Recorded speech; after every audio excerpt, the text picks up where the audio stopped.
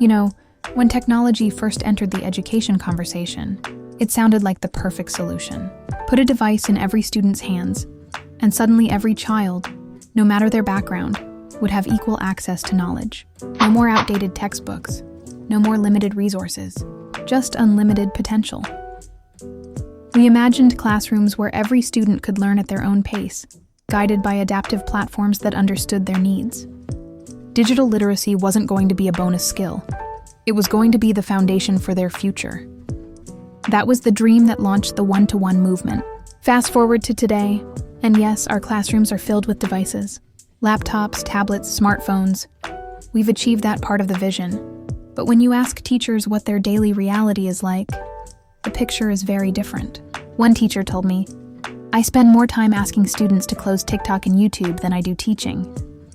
Another said she feels less like an educator and more like a screen police officer. Students believe they're multitasking. They're flipping between tabs, listening with one ear while gaming with the other, trying to process lesson materials while scrolling their feeds. And ironically, the very devices we gave to level the playing field have created new forms of inequity, with students comparing accessories, cases, or Wi-Fi speeds like fashion statements. But here's the thing. This isn't happening because students are lazy. It's happening because of how their brains are wired. Young brains are built to chase novelty. And now, we've handed them devices filled with apps that are engineered to deliver novelty every few seconds. Every notification, every like, every new video, it's a tiny dopamine hit, carefully designed to be addictive. It's like putting a bowl of candy right next to their vegetables and expecting them to always choose the broccoli. The odds are stacked against them. And the truth is, the apps are designed by teams of behavioral scientists and psychologists whose only goal is to capture attention. Education content? It's rarely designed with that level of precision. No wonder teachers feel like they're fighting a losing battle. Now, schools have tried to step in with device management software. Tools like Jamf can lock down devices, restrict certain sites, and create safer learning environments. But let's be honest, students are creative. They find workarounds, and they often know the shortcuts before teachers do, which tells us something important. Even the most robust management systems need to evolve to close loopholes and stay ahead of distraction.